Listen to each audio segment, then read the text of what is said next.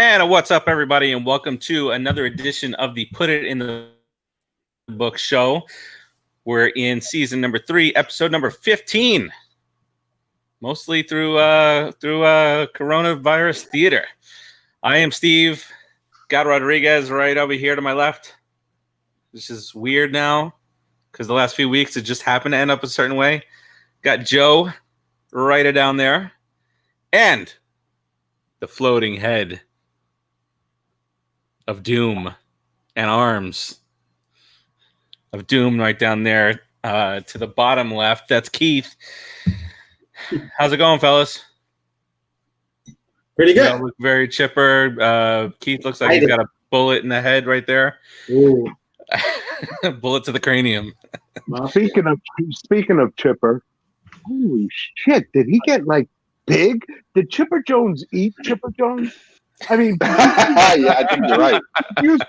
You saw him in the news this week talking about, dude, I'm looking at it like, oh my God, that's Chipper Jones. I remember the athlete, and it's like, I mean, hey, look, I'm a big boy, but Chipper. Hey, listen, but he's got the money. He has the money to enjoy his life, so he's gonna get that fun life. He's living his best life, man. Good for him. I still friggin' hate him and his kid named Shay. So F that. Hate him. Yeah. We do hate him. Hate him. How much do you hate Larry? I would say he's probably top. I don't know about 3, but he's definitely in consideration top 3 of players I hate all time. Top 3? He should be top 3. Chipper Jones destroyed the Mets. I'm being careful because there's a lot of players out there that I really dislike. Right? The 2 obvious ones are Chipper Jones and Chase Utley. Oh, absolutely. Chase Utley's easy top 3. Yeah. Daniel Murphy.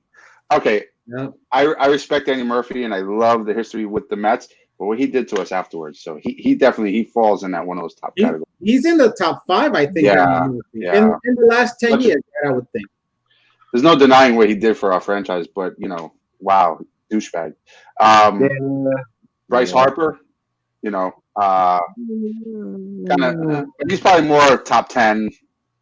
He's harmless, he hasn't done anything to us. Bryce Harper can hit the top 10, top 15. You know what? You're missing the obvious other selection for the top 3. You're missing it. Really? Beltran? No, Beltran. I like Beltran. I'm trying to give you a chance to think of it. Fill it. Hold on. Oh. Wait. Keith, do the Brooklyn Water Coffee. And then there you go. This segment of hatred is brought to you by BrooklynWaterCoffeeRoasters.com. They hate your front door and their roastery. They also hate a lot of people who play the Mets. BrooklynWaterCoffeeRoasters.com. They hate Chipper Jones. They don't hate you in the roastery, though. Brooklyn Water Coffee Roasters is amazing. Actually, my father went up to the store up in, I think, Boynton, somewhere around there, because he lives up in that area, and picked himself up some Winter Wonderland, a couple of flavors I don't recall. Cool. I think he got the peanut butter chocolate, and there's another one too. It's under the non-flavored coffees. I don't recall at the moment, which isn't helpful, but he said it's really good nonetheless, which comes to prove all the flavors they have. And the regular coffee is really delicious, especially their hands down most popular coffee, the medium roast.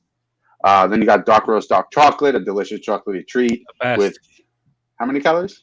Settle. Boom. Oh, the sort of hand that came out and pointed at you out of nowhere. Look. Oh. Then I got the jacked up cupcake, which is what we like to call Rodriguez. Ooh, hands again. That's part of the high energy, 50% more caffeine coffee line. Cinnabuzz, one of my favorites. Morning Wood. Everybody's favorite. Yeah.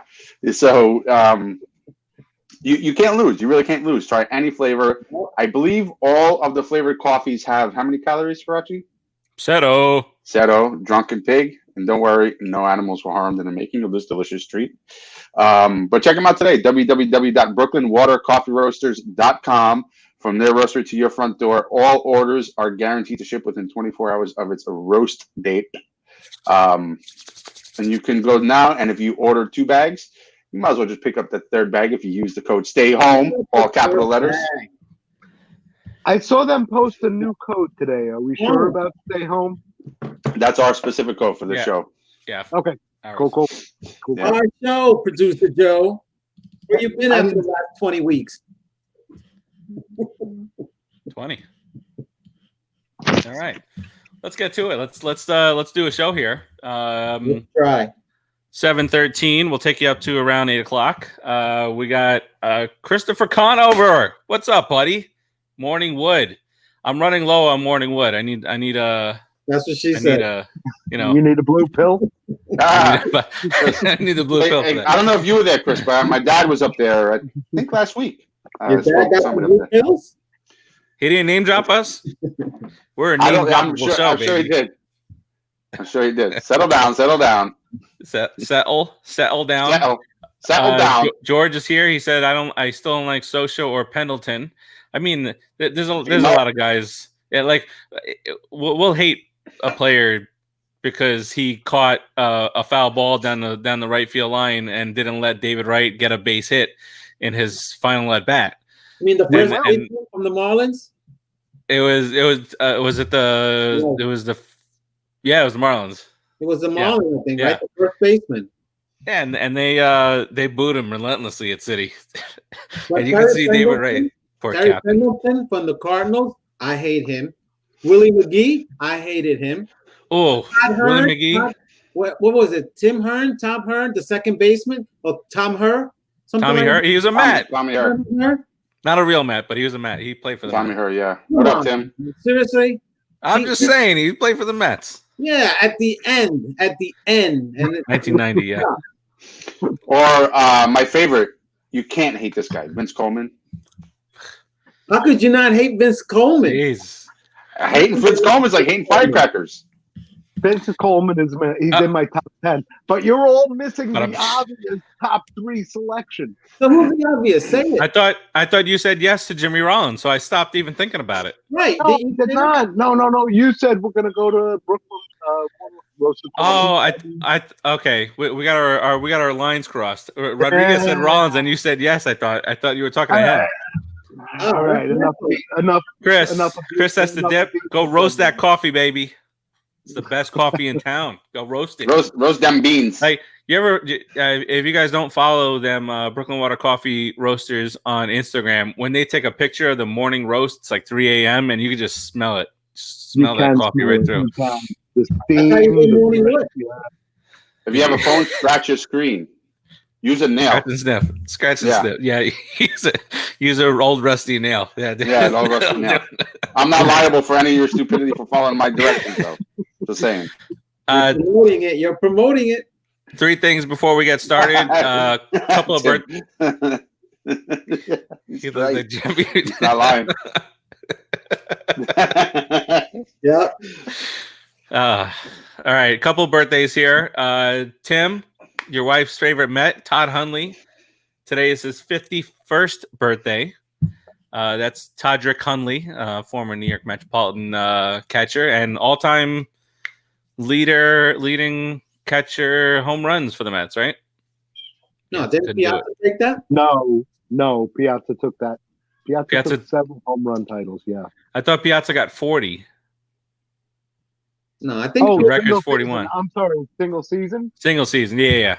Oh, you know what? I think Hundley still holds it at 41. Guys, worth looking up.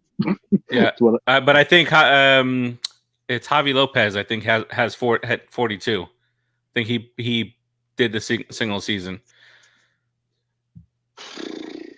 A Brave. I held that record. That's another stupid Brave. All right, other happy birthday goes out to former Mets manager Terry Collins. He turns the big 7-1 today. That's it. Wow. Well, he aged 26 years in the 7 seasons he managed the Mets. Good Lord, he looks like he's 85. So that's what Ruben Tejada this year. He ages you. He grew on me. Collins grew on me a lot. Yeah, Collins did. Yeah. Wrong egg out of that basket or whatever, Put all your eggs in that basket. God, give us a shot. That was his boy, right, Keith? Yep. Tanada. All right, and then finally, this date in Mets history. 1987, Davey Johnson becomes the winningest manager in Mets history after a 4-3 victory against the Giants at Old Candlestick. Wow. Johnson remains at the top of the team's all-time managerial win list with 595 over his 6+ seasons in New York. Real quick, Candlestick, Old Candlestick. What's your first memory? I'll tell you mine since you're all stubbed. Stubbed? Snubbed? Yeah, stumped. Okay, thanks. Garbage flowing in the outfield. We're stumped. I went to say swirling candlestick. Barry Bonds hitting home runs out of Candlestick. That's all I remember. Hitting them into the river against everybody. I remember 1999 playoffs. John Franco striking out Barry Bonds to end the game in a close 3-2 game, 2-1. I'll never get it. I mean, his changeup must have been devastating, right? Franco? Yeah, that was his pitch, right? The changeup and the screwball. And the screwball. He had the changeup too, but the screwball, darted. Yeah, the other way, which is really hard for a lefty. So it throws you right off. But that must have been amazing, honestly, because it doesn't look like much sometimes when I've seen. We should go back and look at that pitch again. Next week. Every right-handed hitter just seemed to be open flailing at it. Yeah, I mean, it was amazing. Just watching it, you see it. The guy doesn't know where that ball is at all. No idea. But it's also why he ran full counts all the time, because he didn't have a real fastball. His fastball was something he threw. His go-to pitch was the changeup and the screwball. He got a lot of them high pitch counts. Woo, sweating it out with Johnny F on the mound. Is he the highest winning lefty reliever in the Hall, right? Ever. Oh, saves, you mean?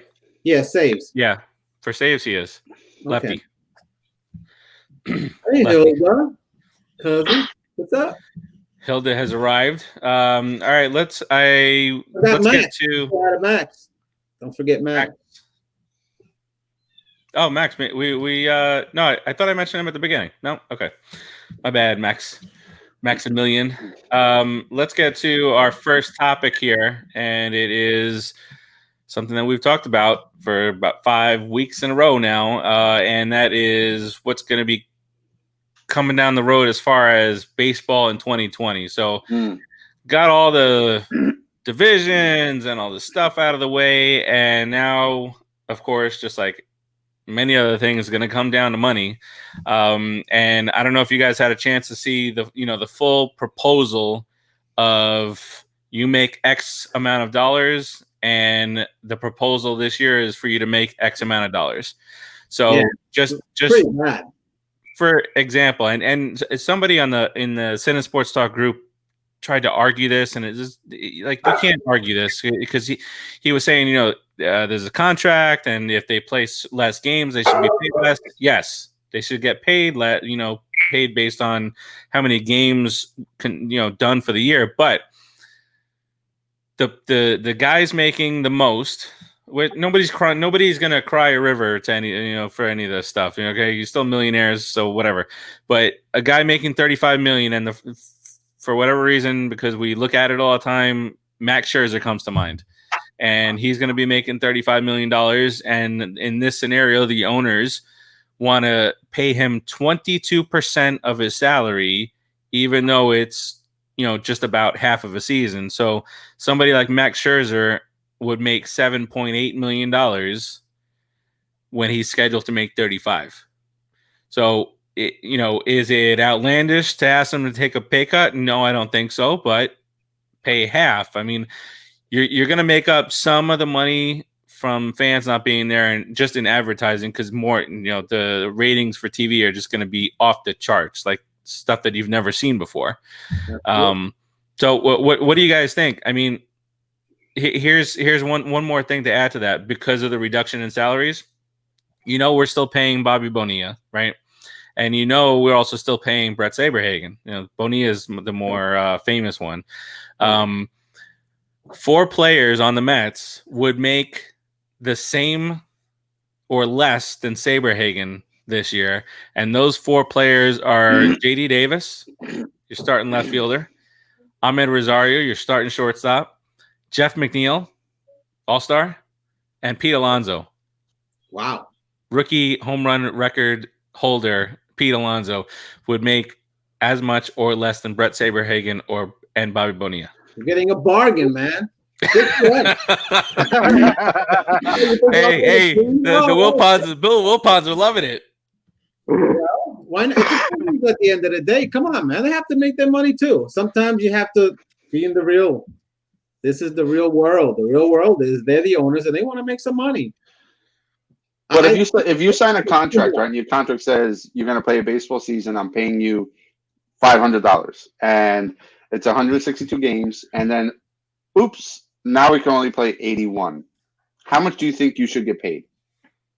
Well, that's what I was gonna say was I think the pay cut it's too much. I think if whatever you should get prorated on the games. It's not that hard. Prorated and pay me my fair amount for the rest of the year. Now from there, if you say, okay, I need some money back because of whatever reason, I need 5% more, then you come to the table and say, I would like to get 5% more from everybody involved, from all the players, and put that back into the team. If you could ask for that, that seems to me like a viable thing. Maybe some of the players will sign off on that, maybe. What about it's a sliding scale, because they are going to have increased revenue from advertising on MLB.com, MLB TV. They're going to have increased revenue because everybody is going to be watching and subscribing, etc. But they lose literally millions of dollars per game in the gate and the concessions and the swag. So it should be some kind of sliding scale. Okay, look, we're going to start out at 50%. If we end up recouing a lot of that through our advertising and subscriptions, etc., then we'll slide that up to 70%. But if we don't, and we have the lost revenue and the expenses of the stadiums, and then you're going to get paid 30%. It should be the way they pay the players should be the way they get paid themselves. I mean, their profit should be directly correlating to what the players make. They have all the numbers. All they got to do is run the numbers. Just run the numbers and make it fair for everyone, and everyone will come back and be happy. So, something Scott Boras had said, hey, the owners don't profit share when they go above their margins. Why should we loss share when they're going below their margins? Which at this point is a little ridiculous. You can't say pay me my full contract. And speaking of which, just a quick side track here. Trevor Bauer just tweeted out earlier, telling Scott Boras to shut the hell up and get out of the MLBPA business, which I find funny that a player does that. But Joe's point, I agree. It should be you're prorating it based on how many games a season is, how many games you're playing, and then above a certain margin, you do a profit share or a performance bonus or some sort. Work out like a temporary amendment to the contracts. Yeah, hold on. Did you say Scott Boras? I did. Yeah, Farace, mute his mic.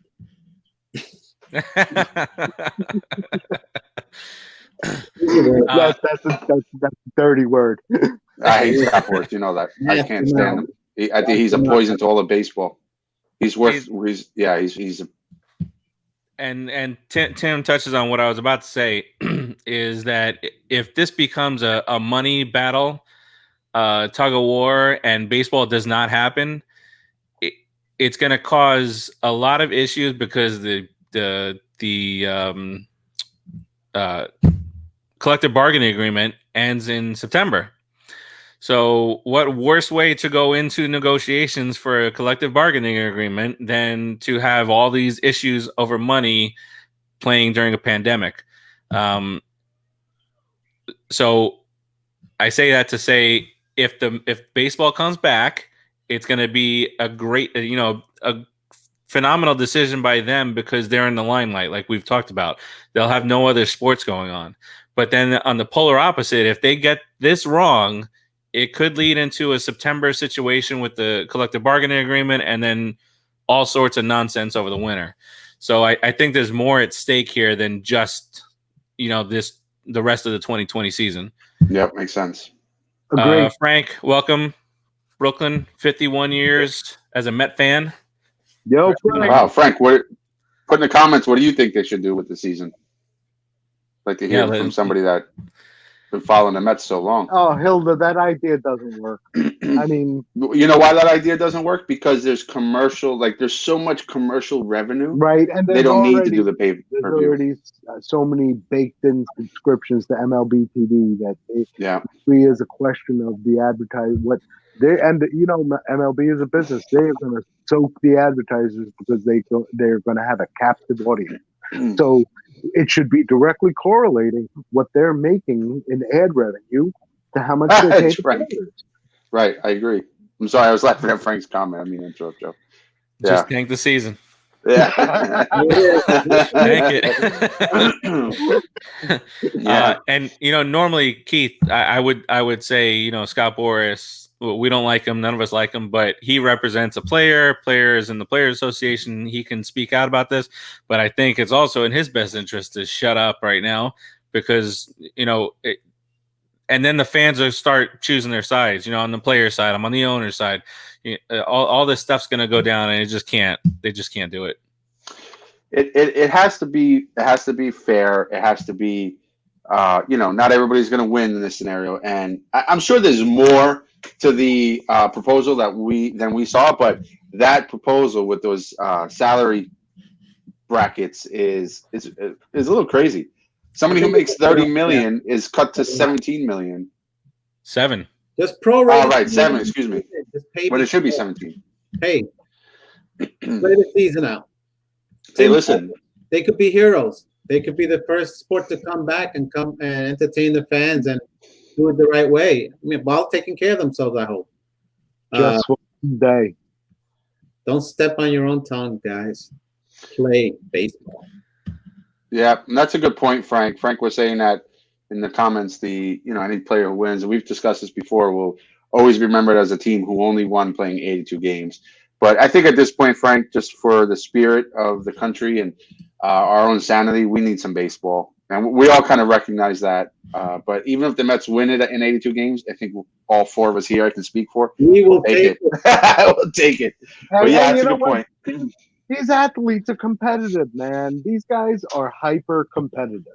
They are not going to just tank. They're going to play. They're going to want to win. They're going to go at it 100 miles an hour the whole 82 games. Yeah, it's going to be fun. Great. Might see better hard-nosed baseball for 82 games. Yeah. Just looking at a tweet from Andy Martino, covers the Mets, saying that despite the dust up between the players and the owners and the dollar amounts thrown around, the behind the scenes is calm and optimistic. So fingers crossed. Fingers crossed. Like, so wait, the media is blowing things out of proportion. I don't believe that for a second. It's posturing by both sides. Well, Keith, I would agree, but it was like players.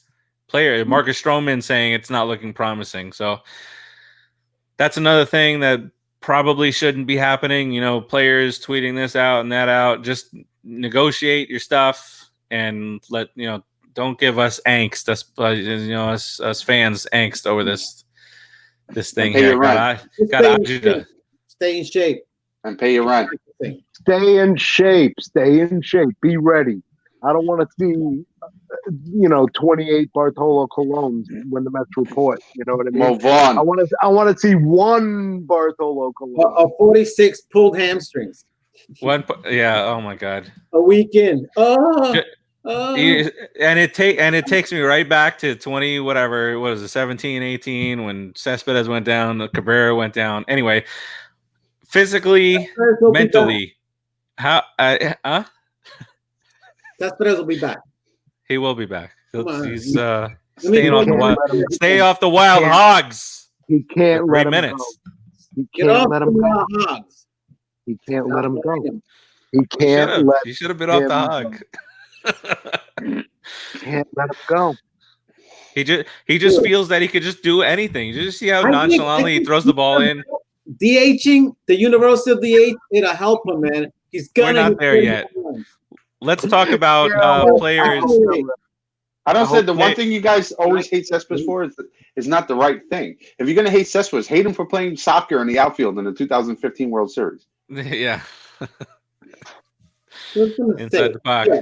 Chill, relax. It ain't Just saying. around in the outfield with 50,000 people screaming at you. Yeah. Hi, I'm No, Cespedes. not good enough. Call me No. Tele. What are you doing, bro? What are you doing? Relax. Don't talk about him. He did really good for us. Oh, don't talk about him. Oh, what? He did really good for us. Come on. I won't talk about him if you don't talk about Beltran, because Beltran did even better for us. Beltran did more for the Mets than Cespedes ever has. If that, bring me along. we will talk about Cespedes for sure. Wait, they still calling him Cespedes. I am not talking about. Oh, dude. It just takes for me to hate him for Rodriguez to love him again. Leave him That's the only reason. alone. Leave him alone. Rodriguez is the one that he trademarked the name Cespedes. Yeah, I know. All right. You know what? I hate him again. You're right. Should have copyrighted it. Copyright. His name is Cespedes. And here I am. Thank you. I deserve it. Tele Cespedes. I deserve it. All right. So besides Let me tell you Cespedes, something. who's never doing well mentally. Cespedes is rapidly becoming a George Foster of a free agent pickup than Mike Piazza. Okay. George Foster, you said that ungrateful son of a gun's name. I'm just. Grateful son of a gun, George Foster. I have his autograph. Got an Elm Jack. That's cool. And it makes sense to me. How much did he pay you to give him one? He was a guest hitting instructor. All right, let's get to players how they're feeling mentally. Rodriguez, what kind of getting into a routine as a player? It's year after year. You know what's going to be going on. Like you can be in your dreams and know on May 17th I'm going to be out there. Got through spring training, all this stuff. So what does something like this do to a player's mentality, especially those who are maybe 33, 34, 35, and there's a potential for them to lose a whole season out of their career? I think I'm looking at it the other way. The older guys will probably come back a little bit stronger than the younger guys. I think they'll be more focused. They'll know that they have to be more focused and they have to get their bodies ready to compete at probably, if it's possible, at 100% peak throughout the rest of the season, because they have to put on a good show for that contract. They're going to expand the rosters, so they're going to bring more people in, more people that can come in and take your job. As an older player, you're going to have to be more ready. The younger guys may be a little bit more loosey-goosey. Hopefully the Alvin Rosarios, the Pete Alonzos, the kid seems focused, but he's still just a kid. He's a 24-year-old kid. So I don't worry about the older 34, 35-year-old guys. I don't worry about the Grom. I don't worry about guys like that. I've seen Familia. He looks like he's in great shape. Buffalo, you see him every day on Instagram doing his exercises. I don't know what program Familia was on, but he's like, he's shredded, right? Chiseled, shredded up. Well, good for him. Good. He looks 10 years younger. He looks great. Yeah. So we can see that our guys are trying to keep in shape and trying to keep themselves ready and motivated. So the older guys seem to be doing that. The younger guys, I'm hoping that they're following suit. So as a player, I think they should all pay Tom Brady and Eli Manning a crap ton of money to teach them how to stay healthy. Well, you guys have both done very well addressing the physical aspect when the subject is how are the players doing. Just so you know. How do you get to that? I'm just throwing it out there. So, I was answering it in two parts. He answered a one-part question and two-part I'm answer. sorry. Did I miss worse? Did I miss part 2, or did part 2 come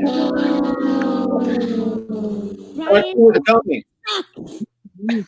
No, I heard you talk briefly about the physical aspect, but the mental aspect. I mean, it's hard because it's like Steve said to start. They have themselves, especially the guys who have been around a few years. They have a psychology that they have mentally trained themselves into. That right now, it's even us. Look at us. Our psychology is totally out the freaking door with our 10 weeks of quarantine. These guys are used to a routine that involves adulation, physical activity, a lot of heavy physical stress. And it's gone. I mean, I think it's highly likely that a lot of them are freaking dying to get on the baseball field, whether or not they're fans in the stands, however much they're going to make. And I'm just talking about this topic, which is mentally. I think that a lot of the majority are hot to get on the field. Me too. I think Stroman shows that he is really mentally tough. I think that's just something that's been drilled in, right? And he's just like, you always see him even without a ball in his hand and just working on mechanics, his balance. And I like when guys like Dom Smith and are hanging out with him, in potentially training with him and whatnot. I think some of that could rub off of Stroman onto a younger guy like not that Stroman's an old man, but younger guys like Dom Smith, all right.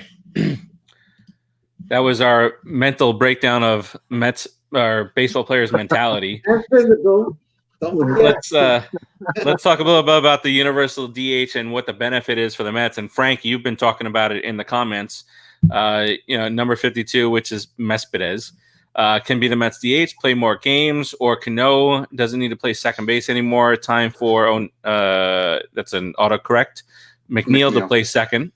All right, let's talk to that, and then then we'll jump on to Frank's question that he has here. So, obviously it's going to benefit all the National League teams to an extent, depending on how their roster is constructed. But when you can run a guy like Cespedes out there as a DH, if he is Cespedes, or even if he's 80% of Cespedes, or Cano, who would be better served as just hitting at this point, and then you can get JD Davis into the lineup, or Dominic Smith into the lineup, or both. An off day for Cespedes, Cano is DHing, JD Davis is in at third, McNeil's at second, and Dom Smith is in left. So I think, of course, being closer to the Mets than anybody else, I think the Mets have a really good scenario, moving forward for something like this with the universal DH. Yeah, I think we're the best setup team in the National League for that. Possibly. I got to look at everybody's lineup. But I know just from being... I would lean the same way, Keith, except for the fact that I don't know everybody's lineup. I mean, I would think every National League team is getting some major benefit from it, but F them all. Feels good for us. But it feels good for us. Yeah, but not every... Right. F them all. Not every team has Cespedes and Cano filling in that spot. So it's a big deal. If Cespedes is ready, we'll see. Cespedes? You mean George Foster? Foster. I'm just waiting for your reaction, Rodriguez. Come on, give me something. No, but I think this is a great DH option. I mean, Cespedes. Yeah, no, he is. Putting all the jokes aside, it's freaking great. It's perfect for him. It is. And it'd be great to squeeze something else out of him. Yeah. The benefit for the Mets, just from the Cespedes angle. Absolutely. But he's got to be pissed, right? We load his salary to like $7 million, cut the season in half. It's going to be prorated down to like what, 3 now? Oh, poor guy. 34 hours in a bag of bats. But not even 3. But he already collected like $50 million for being a heel, so he can get over it. Yeah. That's it. There you go.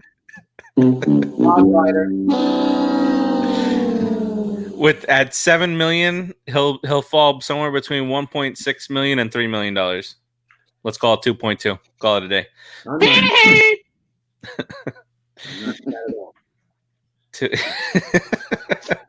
All right. So Frank has a question. Who would we sign long term? And it doesn't have to, long term is whatever you want to make it out to be. Would you sign Michael Conforto or would you sign Noah Syndergaard? Rodriguez, I already know your answer. Sure, right, Rodriguez? No, Rodriguez might change it up a little bit here. Let's go Rodriguez last. Let's keep the intrigue. Keith, who would you sign? It's all about the drama here on the Put in the Book show. Brought to you by CineSportsTalk. I'm just gonna give a one-word answer. Conforto. You can't sign a pitcher that's coming off. That's it. No, I gave my one-word answer. Now I'm explaining my answer. You can't sign a pitcher long-term coming off Tommy John, and he hasn't performed to his capability before going to Tommy John. Conforto's potentially captain, if it's not Alonzo of the team. He's young and electric. Kid can play. It's electric. Dun, dun, dun, dun, dun, dun, dun. All right, Joe. Do the head thing.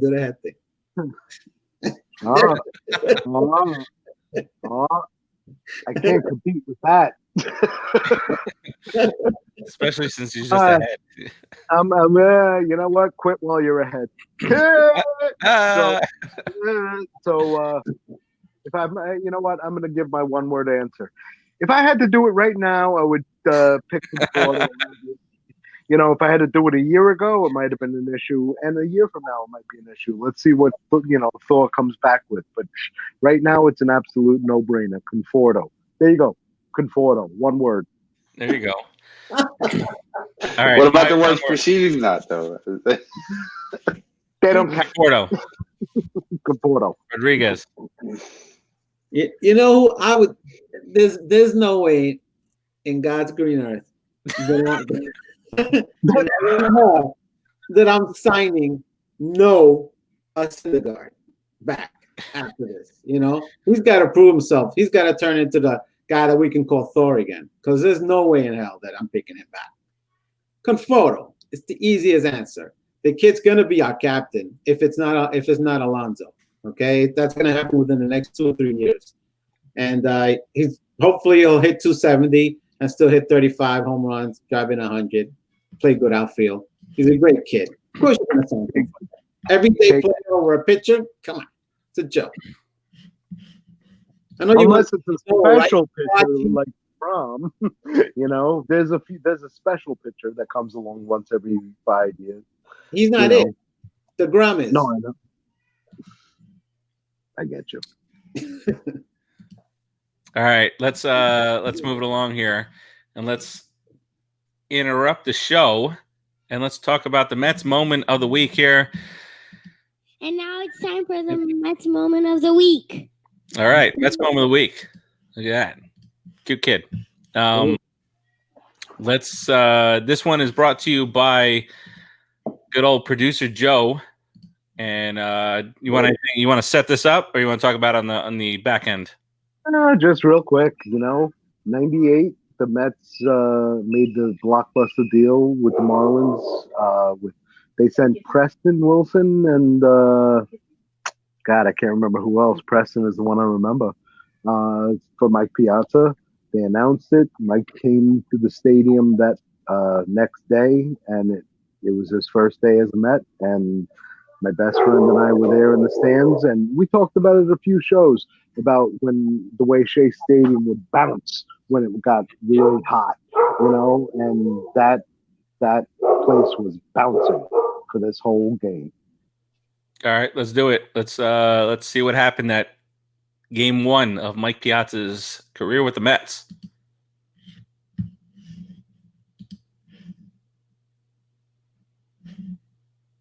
Need volume, don't you? Nah. It helped. You think that'll help? I appreciate it. No, I enjoy hearing you clicking instead. You like that? Yeah, I do. Okay, let's do bad lip syncing over it. Wait a second. Throw me the ball. Working here. Pick up the contact. Can somebody help me? Talk amongst yourselves. Here's the pitch. Holy shit, he sucks. Oh, Can't even make the home plate. My knees hurt. Throw the ball. Throw the ball. Stop farting. Stop farting. Jesus Christ. One more fart and kill somebody. How close is the ump? I gotta let one go. God, come on. I think it's gonna come out warm. It's gonna stink. Thank God this one feels wet. These pants are white. Jesus Christ. I wish we were in the grays. All right, folks. Here's Mike Piazza with a mustache that looks like a continuation of his face mask, taking the pitch behind the dish. Doing a great job. Deceptive mask that makes it appear he's got a mustache, but yes, indeed, he really does. So it is actually a dirty Sanchez, ladies and gentlemen. And the pitch. Little known nickname in college, Mike Dirty Sanchez. Juanito. Go get him, Juanito. Oh, look, I just earned the. Oh, get over here, bitch. Go that shit over here, bitch. Something's wrong with this video. Dude, I think we could narrate this without sound. I think we were doing all right. We can finish the whole show doing that. Here we go. Let's do it. I mean, we could have been done with it already. Here we go. Go. Yeah, see that I catch. That's what I do. It's my job. Here you go. Want the ball back? Give me the ball. Come on. Oh, that's the best you could do. All right, you're little. I'll cut your breakfast. All right, kid. All right. Kid. You got no future in this game. Get lost. But no arm. You got a rubber arm. Yay, we're happy. We're happy, everyone. You know what? Come on, Mike. Get a fielder's choice ground out. Run. Don't pull a muscle. Mike really ran that one out. Good. The fans are giving him some credit for really putting in the effort, running down the first base line. You remember from watching it earlier. Yeah. All right, here comes the short mullet. He's up there. He's going to do a little mustache power. Base hit. Oh, that one's into the gap. That's into the gap. Right into the Get gap. Hold on, They're going to send him. Here he goes. And Mike advances to third on the throw. Nice. Franco. Fantastic. Matt Franco. Very good. Yes, Matt Franco. Scored from first. That place was bouncing. Man. Yeah, that place was bouncing. It was incredible. It really was. And he was taken out for a pinch runner. Yeah, because it was already like the sixth inning or something. He crapped himself when he ran to third. What's the rest of all this nonsense? Look. He crapped out all the roids. I think they just messed up this video. You know what? You need a producer. Yeah, I'm sure it was them. Great choice of video. Give yourself that bump. So there it was. The Mets. Yeah, where's your butt? Hold on, we got to do it for Farace. Bum. Wow. Ryan sucks. Don't distract from that fact that you suck right now. Trying for the distraction, but you know what? It didn't work? Wow. No, I still realize you blew it. You need to put He's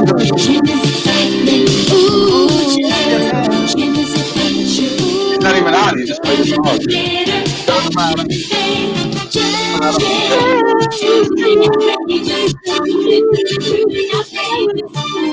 Ah, see?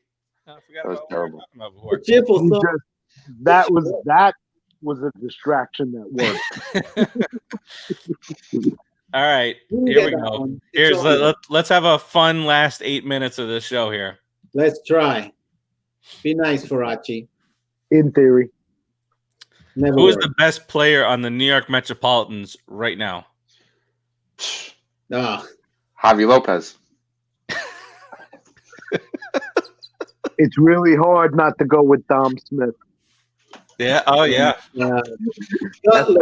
Gutless. Well, he's had one great month and a half of greatness in the majors. nobody rides a one-legged scooter better than Dom Smith. Yes, Exactly. Exactly. Nobody can scoot like Dom. Not flinch an inch. It's hard to say that DeGrom is the best player because he's won every 5 days, but he's absolutely, if I had to take one bet right now, it would be Dom Smith. No, it would be DeGrom. But everyday player. Yeah, Frank.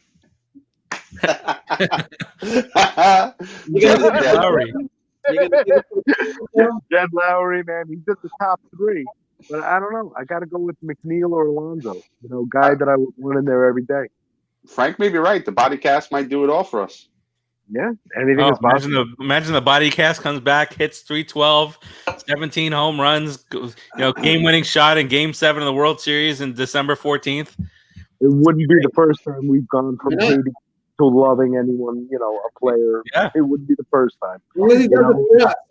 We're a little bit of a fickle fan base, you might say. A little bit. It's not I wouldn't say that. He deserves what he's getting right now. And if he comes back and he performs and gets us a championship, of course you're going to love him. But do you want him back after that? Who are you picking as the best player? He said McNeil. Who, me? Yeah, who are you picking? Best all-around player. That's really hard, man. You want to say? I would say. Yeah, it's turning orange. Yeah. That's a really tough question. One player, and it's not even position versus pitcher. It's just one player. I'd have to go DeGrom. I know it's every 5 days, and McNeil is the smart choice too. But DeGrom is so dominating, back-to-back Cy Young. It's really hard to say he is not the best player. I mean, and not that McNeil or Alonzo is a wrong answer or Conforto, but that's my pick, DeGrom. Frank agrees with me. That's a fair pick, actually. Come on, DeGrom. You can't go wrong with DeGrom. He's won back-to-back Cy Youngs. I mean, so the guy's great. As a baseball player, my baseball player sense, I couldn't give it to a pitcher unless he was beyond, like Tom Seaver, like winning 22 games and losing 5, not winning 13 and 10 and going with his fault, though. Which is a great. Listen, at the end of the day, you can say the same receiver. That was a poor comparison, dude. That was a poor comparison, dude. No, I don't. I want some more wins with DeGrom. If I'm going to pick him as the best all-around player on the Mets, this is my opinion. You got respect the opinion. It's fair. It has to be an everyday player to me. I would have to go with McNeil. He's the best all-around guy. He can hit for power. He can hit for average. And he can get RBIs and play good defense. So that's what I was getting to. Oh, look at that! I got another vote for McNeil. See, how about that? Yeah, it's the truth. I mean, it makes sense. Yeah. I normally wouldn't pick a pitcher because it's every 5th day too, but his back-to-back Cy Young is what did it for me. I mean, the guy has just been amazing, so it's not a hateable choice, man. Yeah, it's a good choice. But I would probably say McNeil if it wasn't for DeGrom because he plays every position. The kid can hit and he's got power. Mm-hmm. But anyway, I got my pick in Farace. And he's really good at MLB. Oh, wait. He's quite good video game. He was good. And he was good in the announce booth too. When he was announcing his MLB The Show game. I originally thought of and I might still go with him, with the guy who dominates his position more than anybody else on the Mets does, and that's DeGrom. If I had to go with a position player, it's hard for me to give it to McNeil. Where's that? I hear a nice little bird out there. So calming. Probably me. I'm outside. I really. That's Joe farting. Or that. Joe, you have some talented ass cheeks. You know what? It's called training and practice, my friend. Wow. Okay, so McNeil has done it. McNeil has done it for a year plus. Alonzo has done it for a year. So you want to say Alonzo? Say it. no, I don't want to say Alonzo. I want to say Conforto. Wow. And it's only because this might change next year, because maybe Alonzo does it for a second year in a row, hopefully, and McNeil does it again. But I think Conforto is a really great all around player. If he could raise his average 20 points, he'll be MVP caliber each year, and he's a discounted douchebag Bryce Harper. Yeah, I don't know. He's a great choice, dude. He's a great choice. Like, the only reason I wouldn't pick him is his average. It's in the 60s. And if I need a superstar, I need a guy that I believe in, like a superstar. I think McNeil can get to that point offensively quicker than Conforto can, because he can really. I hope so. Average. McNeil could be a 300 career hitter. Yeah, I definitely. I hope so. Frank says it was Preston Wilson, Ed Yarnell, and Jeff Gotts for Piazza in his second trade of the week. Oh. How long are we Mets fans? I've been a Mets fan since 1986. 74. 74. Or 2 6 years. The first game I went to, 74. 36 years for me. I'm 34. 34 years. I'm also 34 years old. There you go. I became a fan when you were born, Dopey. No, you became a fan. What did you say? 74. You became a fan 7 years before I was born. Oh, excuse me. Yeah. My brother brought the game in Shea in 74 and bought me souvenirs, and that was it. I was done. I was a fan. 73 for me. 73. When I remember seeing Felix Leon, and I found out that he was a Puerto Rican baseball player on the Mets, and I was like, wow, that's pretty cool. And I just came from the island, so I was a little kid, so I was like, I'll be a Met fan. And I enjoyed the Mets. The Yankees, discuss. Felix Leon was a fun player. He was a fun player. He was fun to cheer for. I remember that from the 70s. I liked him. That's why when I enjoyed meeting him at that Mets camp. That's the only guy that really took my breath away. I was like, wow, this is the guy I grew up watching, idolizing. And I met him. It was cool. So, Felix Leon was my intro into the Mets in the 37. Earliest I remember. Probably 73, I'm thinking. Whatever led you to the Mets. That's 3 that's 3 or 4. When's yours, Keith? 84. Right behind Farace in 83. 84, Keith? It was the first game I went to, So before that, I was a baseball fan, but I became a Met fan. First game I went to. So the Yankees could have had you if you would have went to a Skanky game. You could have become probably not. Although when I was a little kid, like 79 or so, like I remember being really little and being enchanted by Reggie Jackson in the home run ball. But I was not really a Yankee fan. That's fair. That's fair, I guess. Yeah. See, but before I knew how to hate the Yankees, I remember watching the Yankees in the 70s, and I was cheering for Reggie too. Who wasn't cheering for Reggie? I mean, he was a superstar. I mean, you had to like him. Yeah, dude. Remember that play where he was a base runner at first and there was a ground ball, and to break up the double play, he stood between first and second and threw his hip out to block the ball, and they had a whole video do the Reggie of everybody doing it. I mean, I mean, how could you not love Reggie back in the 70s? You had to, I would love to hear Frank. Frank says he's got a bunch of stories for us. You should inbox us, Frank.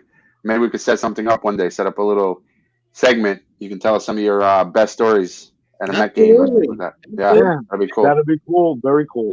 Yeah. You say what guys talking about Reggie Jackson. Me growing up, I tended to really, veer away from any superstar that wasn't on my team. Like I hated, Reggie Miller and Michael Jordan and all these guys. No, that's different though. That's basketball. It's not baseball. It's different. I hate Bryce Harper. I don't like Manny Machado. I hate Barry Bonds. I hate Roger Clemens. I hate Kurt Schilling. I hate. But you're a ball player. You gotta respect them, though. You can hate them. Oh, respect, yeah. Okay, no, so I don't respect Bryce Harper. Different. Come on. Just so you know, in your little string of I hate, you finally mentioned the guy that I was referring to at the beginning of the show, who should be in the top 3. Right? You finally mentioned it. No. Kurt Schilling? No. Bryce Harper, Kurt Schilling, Barry Bonds. Clemens. Oh my God. And we had Piazzas as the moment of the week. Oh my God, Clemens. Yeah, we could do that, Frank. We'll unbox it today or tomorrow, and we'll set it up. Sound good, Frotch? Roger Clemens is definitely, yes, please, Frank, do so. Roger Clemens is definitely a hateable guy. Jesus Christ. No redemption. Nothing redeemable. Scumbag on several levels. But I do like the fact that he pulled Andy Pettit's pants down and stuck a needle in his butt. I think that's pretty funny. I don't think that's all he's stuck in there. No, I mean either, but That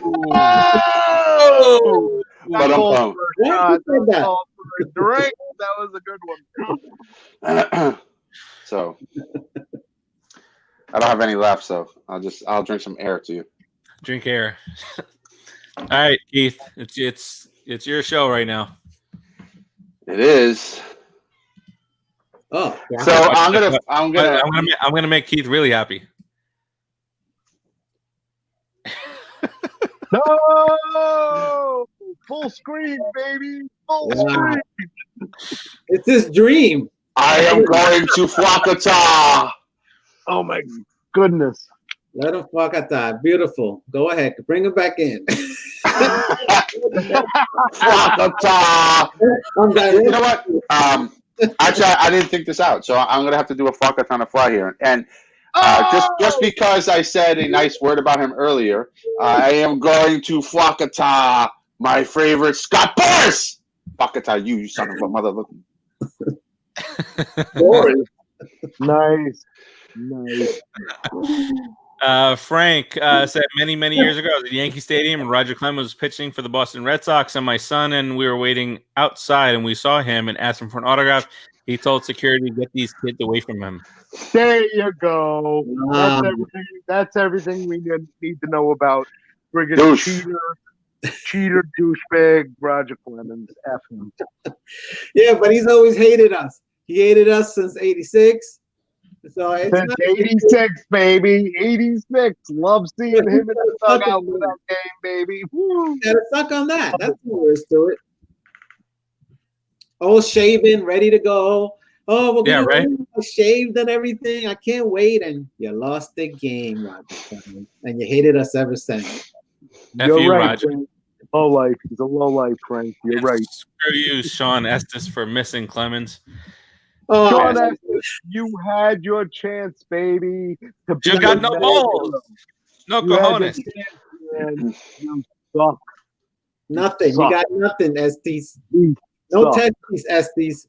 Oh, that's good. Frank, in continuation of the story, Mo Vaughn came out right afterwards, told security to let the kids come into the parking lot so he can sign some of the baseballs. That's what. Wow. That's what you get from a former Met. From a former Met. Mo Vaughn. Thanks for nothing, though. But you were good for those kids. Oh, what a shot. That one, there was a Sunday night game. I was there. Hit the scoreboard. Yeah, he could really hit it out because he was such a big, fat dude. I mean, he has his camp up there, and I think it's in West Palm somewhere. Maybe Boca. Maybe you should go. Too old for camps. You should go. You would go to Mets camp. Paul says this porn sucks. Just stay tuned. The porn comes right afterwards. Stay tuned. Coming right at you. Start bouncing balls on top of the floating head in about a minute. Bing, bing, bing, bing, bung, bung. I knew it was coming. That's All right. Yeah. But all right. That'll do it for us this week. Look at us ending almost on time. 8:08. Look, very, very close. Kept it. It was as if we had a producer. That's good for us. Good job, Joe. Keeping us on time. Thank you. Your final thoughts, Rodriguez. Thank you, Joe. Look at that. There you go. Take it away. Go, Rodriguez. Go. Rodriguez, final statement. What? Why do I gotta say something? Because Joe called on you. Joe called on you. Nothing I can do about it. God bless everyone. Whoever's listening, please be safe. Take care of yourselves. Use a mask. Don't go outside. Don't be a fool. Keep a safe distance. Let's go Mets. We'll be playing baseball soon. We're ready. I think we will. July. And in July, we'll be playing baseball. Let's do it. So. I can't wait.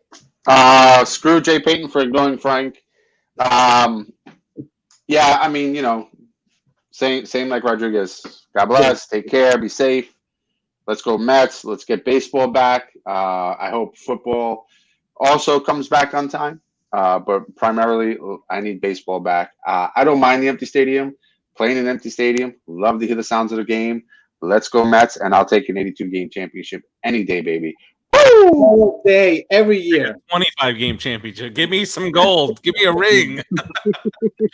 Joe, final thoughts. Same thing those guys said. Stay home, stay safe. Get through this. Get home, stay home, get through alive. Keep your family safe. Baseball, guys, get it together. Don't let it be about money. You have a chance to be heroes. Don't blow it. You could be the real heroes we really need right now. Don't blow it about money. That'll last forever. It'll stain you forever. And you're rich already. Yeah, I know. Yeah. And LFGM. LFGM. Yes. So yeah, of course, stay safe. Stay wary out there. Just make sure you're doing the right thing. Baseball players, do your job. Come to the table. Meet the owners somewhere in the middle. Figure it out. Get it taken care of because the country needs some good sports. And good sports can't be talked about unless we're talking baseball. So we will talk to you guys next week. Same bat time, same bat channel. That would have been a whole lot better if the Dark Knight didn't shrivel up and float away. We'll talk to you guys next week. Later. See ya.